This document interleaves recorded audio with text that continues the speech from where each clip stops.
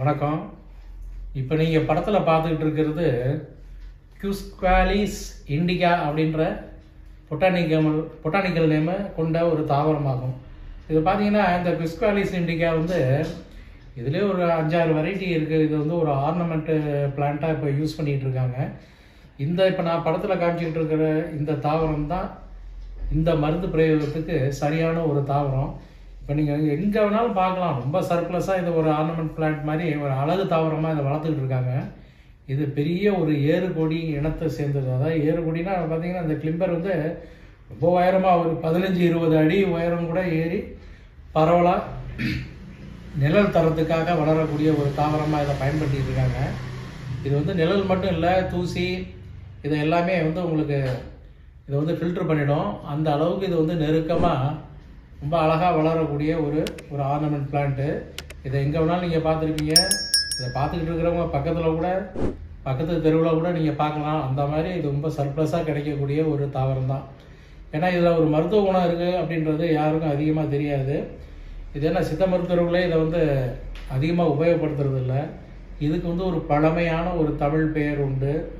அந்த வகையில் அதை பார்த்தோம்னா இதுக்கு புத்திர மாலதி அப்படின்னு பேர்.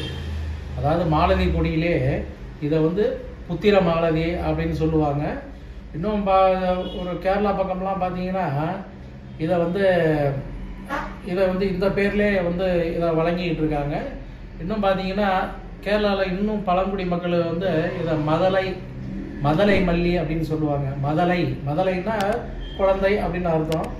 மதலை மல்லி அப்படின்னு ஒரு காரண பேரோட இதை சொல்லுவாங்க. அங்கே கூட இந்த மாதிரி ஒரு பிரயோகங்கள்லாம் உண்டு. அதாவது இப்போ நான் சொல்லக்கூடியது என்னன்னா, ஆண் குழந்தை வேணும், பெண் குழந்தை வேணும் அப்படின்ற ஒரு தீர்மானத்தில் சில பேர் முயற்சி பண்ணிகிட்டு இருப்பாங்க. அந்த வகையில் பார்த்தீங்கன்னா நீங்கள் ஹார்மோனல் இம்பேலன்ஸ் காரணமாக இருக்கக்கூடிய பிரச்சனைகள் ஒரு பக்கம் இருந்தாலும் அதுக்கான சிகிச்சைகள் நீங்கள் பண்ணிக்கிட்டு இருந்தாலும் இது குறிப்பாக பெண்கள் இந்த பிரயோகத்தை நாங்கள் சொல்கிற மாதிரி உபயோகப்படுத்திக்கிட்டே வந்தோம்னா நிச்சயம் ஆண் குழந்தை வேணும் அப்படின்றவங்க நான் சொல்கிற பிரயோகத்தை யூஸ் பண்ணுங்கள். ரொம்ப அற்புதமாக நல்ல ரிசல்ட் கிடைக்கும். அதில் ஒன்றும் மாற்றமே கிடையாது. இது ஒரு ஒரு தடவை 2 தடவை நீங்கள் சாப்பிட்டு தூக்கி போடுற மாதிரிலாம் வச்சுக்காதீங்க. தொடர்ந்து சாப்பிட்டீங்கன்னா நல்ல ரிசல்ட் இருக்கும். நீங்கள் பிளான் பண்ண கையோடைய இந்த செடியில் 2 விதமான பூக்கள் உண்டு. அதாவது பார்த்தீங்கன்னா வெண்ணிறமான பூ ஒன்று இருக்கும், ஒரு மாதிரி சிவப்பு கலரில் ஒரு பூ ஒன்று இருக்கும். இந்த சிகப்பு நிற பூ தான் பெண் குழந்தை பிறக்கிறதுக்கு ஒரு ஏற்ற ஒரு பூவாக பார்க்கப்படுது. வெள்ளை பூ ஆண் குழந்தை பிறக்கிறதுக்கு ஒரு பிரயோகமாக இதை பார்க்கப்படுது. அதாவது பார்த்தீங்கன்னா இது எப்படின்னா, பெண் குழந்தை வேணும் அப்படின்றவங்க நீங்கள் பிளான் பண்ண கையோடைய இந்த பூ பார்த்தீங்கன்னா 365 நாளும் இந்த பூ பூக்கக்கூடியது தான். அதாவது டெய்லி பார்த்தீங்கன்னா ஒரு 1000கணக்கான பூக்கள் பூத்து கீழே உதிர்ந்து வேஸ்ட்டாக தான் போயிட்டு இருக்கு.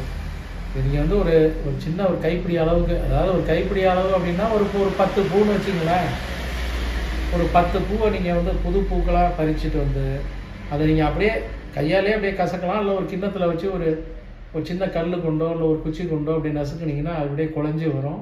அப்படி குழஞ்சி வரும்போது கொஞ்சோண்டு நாட்டு சர்க்கரையோ இல்லை வெல்லமோ இல்லை பனங்கருப்பட்டியோ கொஞ்சோண்டு பொடி பண்ணி அதோடு போட்டு கொஞ்சமாக தேன் விட்டு அப்படி உருட்டி ஒரு கல்கமாக எடுத்து வாயில் போட்டு சப்பி சாப்பிட்டு தண்ணி குடிக்க வேண்டியது தான். இது மாதிரி காலம்பரம் ஒரு நேரம், சாயந்தரம் ஒரு நேரம். அதாவது காலம்பரம் ஒரு 5 பூ, சாயந்தரம் ஒரு 5 பூ கணக்கில் சாப்பிடுங்க. இல்லை 5 பூலைன்னா ஒரு 10 பூ கூட சாப்பிட்லாம். இது எந்த சைடு எஃபெக்ட்டும் கிடையாது. நல்லா விட்டமின்ஸ் நிரம்பிய ஒரு பூ தான் இது. அதனால் நல்ல ஒரு சத்து கொடுக்கும். மேலும் பார்த்தீங்கன்னா இந்த சிகப்பு பூ நீங்கள் தொடர்ந்து, அதாவது காலம்பரம் சாயந்தரம் விடாமல் சாப்பிட்டுக்கிட்டே வாங்க. டெய்லி சாப்பிட முடியாதவங்க வாரத்தில் ஒரு 5 நாள் சாப்பிட்லாம். சாயந்தரம் சாப்பிட முடியாதவங்க காலம்பரம் மட்டுமே சாப்பிட்டுட்டு வரலாம். காலம்பரம் சாப்பிட முடியாதவங்க சாயந்தரம் மட்டுமே சாப்பிட்டு வரலாம். இப்படி விடாமல் தொடர்ந்து இந்த பூவை இந்த மாதிரி இனிப்பான பொருளோடு கலந்து வச்சுக்கிட்டு ஒரு கல்கமாக நீங்கள் சாப்பிட்டுக்கிட்டே வந்தீங்கன்னா பற்றியும் ஒன்றும் கிடையாதுங்க. தொடர்ந்து சாப்பிட்டுக்கிட்டே வாங்க. இப்படி மாதங்கள் நெருங்க கண்டிப்பாக ஒரு பெண் குழந்தை பிறக்கணும் அப்படின்னு பிரயோகம் பண்ணணும்னு நினச்சிங்கன்னா இந்த சிவப்பு பூவை வச்சு பிரயோகம் பண்ணிங்கன்னா கண்டிப்பாக பெண் குழந்தை கண்டிப்பாக பிறக்குங்க. அதில் ஒன்றும் மாற்றமே கிடையாது. ஆண் குழந்தை வேணுன்றவங்க இதே மாதிரி தான் அந்த வெண்ணிற பூவை மட்டும் இதே மாதிரி ஒரு கைப்பிடி அளவுக்கு ஒரு 5 இல்லை ஒரு 10 பூவை நீங்கள் தேர்ந்தெடுத்து பூ வந்து மொட்டாக இருக்கலாம், இல்லைன்னா மலர்ந்து இருந்தாலும் அதை பற்றி ஒன்றும் பிரச்சனை இல்லை. அந்த பூவை எடுத்து இந்த குவான்டிட்டி, இந்த எண்ணிக்கை பூக்கள் எடுத்து நீங்கள் குழைச்சி அதோட இனிப்பு பொருளை கலந்து நீங்கள் உருட்டி சாப்பிட வேண்டியது தான். இப்படி தொடர்ந்து காலம்பரை சாயந்தரம் சாப்பிட்டுட்டு வாங்க. ஒன்றும் பத்தியம்லாம் ஒன்றும் கிடையாது. தொடர்ந்து சாப்பிட்டுட்டே வந்தீங்கன்னா ஆண் குழந்தை வேணுங்கிறவங்களுக்கு ஆண் குழந்தை பிறக்கும், பெண் குழந்தை வேணுன்றவங்களுக்கு பெண் குழந்தை பிறக்கும். கண்டிப்பாக அதில் ஒன்றும் மாற்றமே கிடையாது.